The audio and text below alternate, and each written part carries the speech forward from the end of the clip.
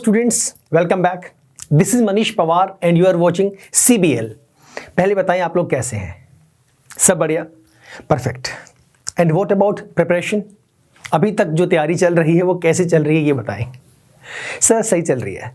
अब कुछ ऐसे होंगे जो बोल रहे हैं सर परफेक्ट, एकदम बिंदास। कुछ होंगे हाँ सर ठीक है। तो जो ठीक वाले हैं प्लीज़ थोड़ा सा अपने आप को और ऊपर लेके आएँ, और जो कह रहे हैं परफेक्ट है, अच्छी बात है, कीप प्रैक्टिसिंग। जब प्रैक्टिस करते रहेंगे तभी वो बिंदास रहेगी प्रैक्टिस, अदरवाइज दिक्कत आ जाएगी। ठीक है, तो चलिए स्टार्ट करते हैं आज हमारा नया chapter, that is some applications of trigonometry. Trigonometry का बेसिक आप लोगों ने चैप्टर 8 के अंदर पढ़ा था, है ना, जहां पे आपने पहली बार सुने साइन क्या है, कोस क्या है, दिस एंड दैट, बहुत सारी चीजें आप लोगों ने नई वहां पे सीखी भी है। ट्रिग्नोमेट्री का एग्जैक्टली मीनिंग क्या होता है, वहां पे कुछ प्रूव वाले क्वेश्चंस भी आपके पास लास्ट एक्सरसाइज के अंदर आए थे। रिलेशंस आप लोगों ने पढ़ी थी, sine square plus cos square, this and that, नई चीजें 10th में पहली बार आप लोगों को वो देखने को मिली थी।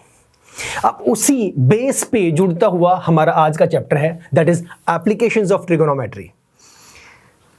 आपको पता है जो ये चैप्टर है ना, ये रियल लाइफ में हम लोग कहां पे यूज करते हैं, बताओ पहले। Any answers?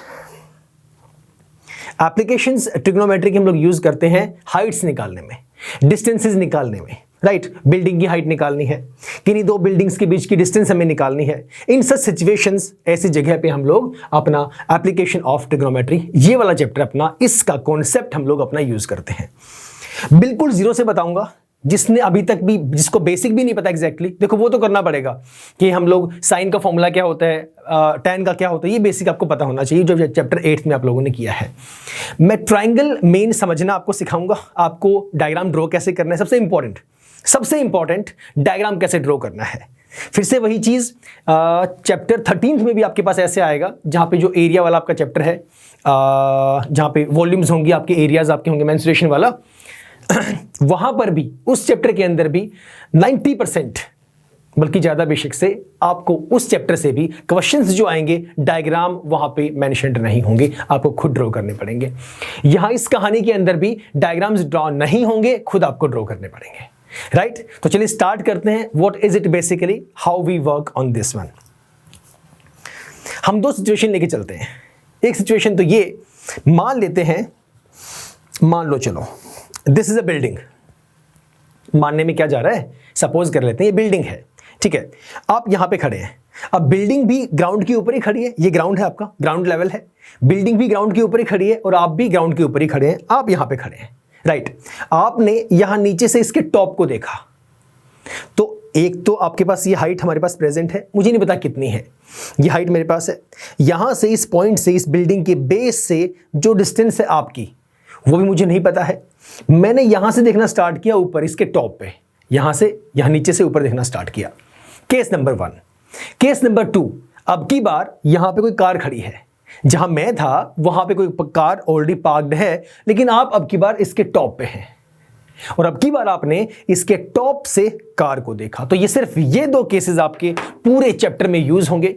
इन्हीं दोनों के बिहाफ पे आप सारे कैलकुलेशंस समझने वाले हैं, और यही दो आपके बस मेन कॉन्सेप्ट है। तो चलो स्टार्ट करते हैं। व्हाट इज इट एग्जैक्टली, हम इन्हें कैसे सॉल्व करेंगे, कैसे क्वेश्चंस आएंगे, सुनिएगा। सो इंट्रोडक्शन के अंदर पहले, सबसे पहले मैं बेसिक आपको यही बताना चाहूंगा कि दो केसेस आपके पास होंगे। मैं डायग्राम ड्रॉ करके दिखाता हूं अब। सबसे पहले आपका केस नंबर 1 यहां से करते हैं, ठीक है। केस 1, केस 1 के अंदर ये आपकी बिल्डिंग है और इस बिल्डिंग से दूर यहां पे आप खड़े हैं। Suppose this point is B, suppose this point is A, और जहां पे आप खड़े हैं मान लेते हैं दिस पॉइंट इज सी। और एक बात का हमेशा ध्यान रखना, दिस इज वेरी इंपॉर्टेंट, हमेशा जो भी बिल्डिंग खड़ी होगी, राइट, जो भी टावर आपका खड़ा होगा, जो भी ट्री आपका खड़ा होगा, वो हमेशा ही स्ट्रेट रहता है, राइट। अब ये मत बोलना कि सर कुछ पेड़ तो ऐसे भी खड़े होते हैं, अरे वो ठीक है, वो कुछ पेड़ ऐसे खड़े होते हैं, बट हम ऐसे इस केस के अंदर राइट एंगल ट्रायंगल ही यूज करते हैं। एप्लीकेशन ऑफ ट्रिगोनोमेट्री जो आपके सिलेबस में है, जनरली हम जिसके बारे में सारी यूनिवर्सल बातें करेंगे, वहां पर राइट एंगल ट्रायंगल ही यूज होती है। समझ गए? तो यहां पर जो आपकी बिल्डिंग खड़ी है, मतलब ये है कि ये आपका ग्राउंड है, बेस है आपका, और ये हो गया एंगल यहां का 90। इतनी कहानी में कोई डाउट यहां तक? बिल्डिंग है, यहां पे आप खड़े हैं, आपने यहां से ऊपर देखना स्टार्ट किया, तो ये जो आपने देखा यहां से ऊपर, तो यहां पे कुछ ना कुछ एंगल बनेगा। सपोज इस एंगल को मैं नाम देता हूं थीटा। अब थीटा क्या होता है ये आप चैप्टर 8 में पढ़ चुके हैं, है ना? Theta is angle. अब सुनिएगा, आपने नीचे से ऊपर देखा, तो यहां से आप खड़े होकर ऊपर की तरफ देख रहे हैं, तो ये जो लाइन बनी ना, ये जो लाइन मैंने ड्रॉ करी, इसे बोलते हैं लाइन ऑफ साइट। क्या बोलते हैं? Line of site. ऐसी जो चीजें हैं वो एग्जाम में अगर पूछी जाती हैं तो 1 मार्क में होती हैं। इधर ट्रू फॉल्स में तो चलो नहीं आती हैं, ऑब्जेक्टिव में आती हैं, या 1 मार्क में आती हैं, या फिर इन द ब्लैंक में आती हैं, राइट? तो ऐसी बेसिक बातों का भी ध्यान रखना है। तो जब नीचे से देखना स्टार्ट किया ऊपर, वहां पे उसके टॉप पे, तो ये जो लाइन आपकी है इसे हम लाइन ऑफ साइट बोलेंगे। एग्जैक्टली ये एक इमेजिनरी लाइन है। जब मैं यहां पर खड़ा होकर, आप अपने रूम में बैठे और वहां से आप जब ट्यूबलाइट को या बल्ब को देखते हैं, तो क्या कोई लाइन बनती है? That is just line of site. मतलब हमारी नजर की लाइन जो है वो इमेजिनरी होती है, जो हम लेके चलते हैं। अगर मुझे ये डिस्टेंस निकालनी है कि ये डिस्टेंस कितनी है, तो इसलिए हम लोग ये लेके चलते हैं कि भाई मान लेते हैं वो लाइन है, इसलिए लिखा भी गया है this is line of site. मतलब आपके देखने की नजर, right? Okay, now case number 2। अब केस नंबर 2 के अंदर हम लोग बात करते हैं थोड़ा सा अलग। बिल्डिंग वही है आपकी जो पहले थी। अब की बार ये तो चलो A है, ये आपका B है, ये फिर से वही है, राइट एंगल आपके पास यहां पर बनेगा। आप जो C पॉइंट पे खड़े थे ये आप हैं, this is U। But in this case ये जो पॉइंट C है, अब की बार आप नहीं है, यहां पे कोई कार जो है वो पार्क्ड है। आप कहां पर हैं? अब की बार आप इस बिल्डिंग के टॉप पे बैठे हैं, इस पॉइंट पे, यहां पे बैठे हैं आप लोग, और आपने वहां से नीचे देखना स्टार्ट किया।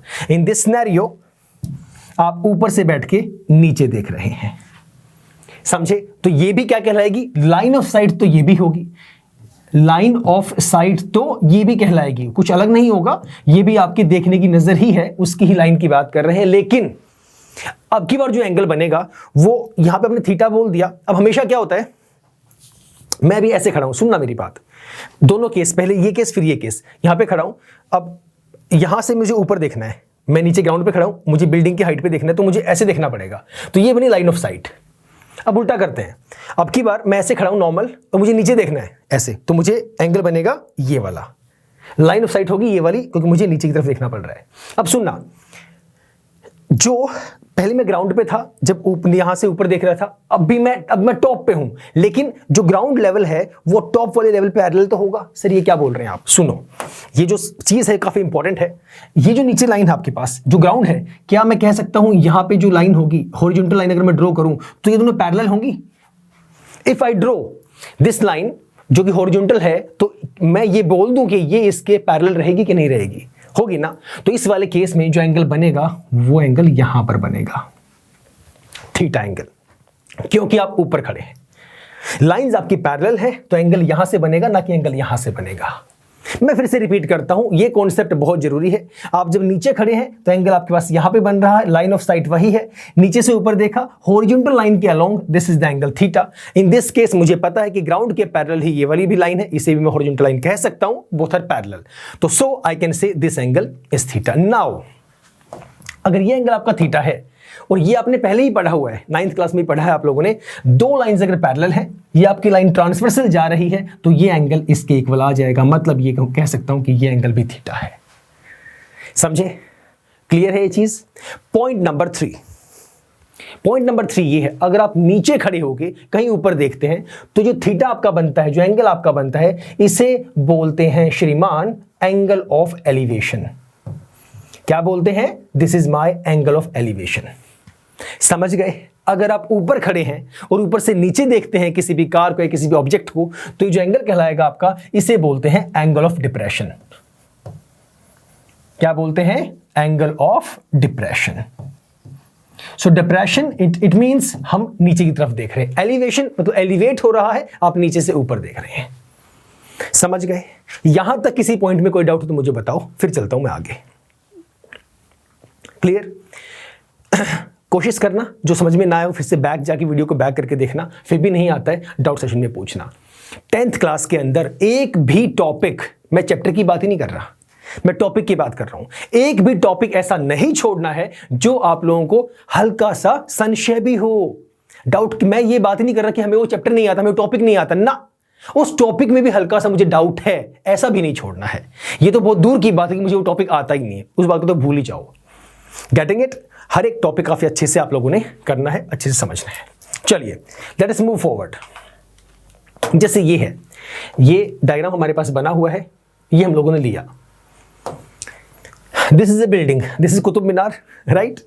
अब पहले आप यहां पे खड़े हैं, आपको दिखाई दे रहा है ये छोटा सा एक पर्सन बना हुआ है, तो ये आप खड़े हैं, आपने यहां से पहले ऊपर की तरफ देखा, बिल्डिंग के टॉप पे आपने देखा, तो ये लाइन ऑफ साइट है। नीचे से ऊपर देख रहे हैं, ये आपका एंगल ऑफ एलिवेशन है, ये आपकी हाइट है। एक और बात सुनना, किसी भी बिल्डिंग के रिस्पेक्ट में अगर मैं पर्सन की हाइट की बात करूं, क्या बोला मैंने, दोबारा सुनो। ये कोई बिल्डिंग है, कुतुब मीनार है, कुतुब मीनार के रिस्पेक्ट में अगर हम हमारी हाइट की बात करें तो वो ऑलमोस्ट नेग्लिजिबल होती है, लगभग ना के बराबर होती है। लेकिन अगर मैं यहां पे ये बोल दूं कि कोई दो बिल्डिंग्स खड़ी हैं आमने सामने, एक बिल्डिंग यहां है, एक बिल्डिंग यहां है, तो उनकी हाइट आपस में नेग्लिजिबल नहीं होगी, राइट। हाँ, वो एक अलग बात है कि आप जो स्टैच्यू ऑफ लिबर्टी के सामने कोई छोटी सी बिल्डिंग है तो वो ऑलमोस्ट नेग्लिजिबल होगी, लेकिन हम वो उस केस में नहीं जा रहे, नॉर्मल कोई दो बिल्डिंग्स की बात कर रहे हैं, ठीक है। वहां पे भी हम लोग हाइट डिस्टेंस निकालते हैं, वो भी यूज होता है, बट फिलहाल हम लोग बात कर रहे हैं पर्सन के रिस्पेक्ट में। तो ये जो बिल्डिंग है बहुत बड़ी है, ये जो पर्सन है ये बहुत छोटा है, तो इसकी हाइट ऑलमोस्ट नेग्लिजिबल लेके चलेंगे। ये मैंने क्यों कहा, इसलिए ताकि आप ये ना कहेंगे सर इसकी हाइट यहां है, तो आपने जो डिस्टेंस है जो लिया वो यहां से क्यों लिया, क्योंकि आप यहां से देखना स्टार्ट कर रहे हैं और ये जो बेस होगा या इसके पैरों से जो बेस आप काउंट कर लो वो एक ही बात है, क्योंकि जो डिस्टेंस है ये ऑलमोस्ट नेग्लिजिबल है, ना के बराबर है, राइट। तो point number 1 angle of elevation. Point number 2 ये आपके पास, ये तो वही हो गया, सेम ट्रायंगल बना दिया हम लोगों ने। आप लोग जब क्वेश्चंस आएंगे तो वहां पे डायग्राम ऐसे ड्रॉ करेंगे, बताऊंगा कैसे क्या क्या ड्रॉ करना है। ये इसका डायग्राम बन गया, ये आपकी बिल्डिंग हो गई, ये आपका distance between building and you, right, and this is line of sight and this is the angle of elevation. Similarly if I talk about कि अगर मैं बिल्डिंग के अब ऊपर खड़ा हूं और ऊपर से नीचे कोई ऑब्जेक्ट है, for example this is football, यहां पे ड्रॉ कर रखा है, आप ऊपर से नीचे अब की बार देख रहे हैं, तो इस सिचुएशन में आपका ये जो होगा एंगल ऑफ डिप्रेशन होगा, राइट। और मैंने बताया कि जितना एंगल ये होगा उतना ही एंगल ये होगा, क्यों, क्योंकि ये देखो हॉरिजॉन्टल लेवल और ये भी क्या है हॉरिजॉन्टल लेवल, ये दोनों लाइंस आपस में पैरेलल है, ये कोई ट्रांसवर्सल है, तो ये एंगल इसके इक्वल आएगा।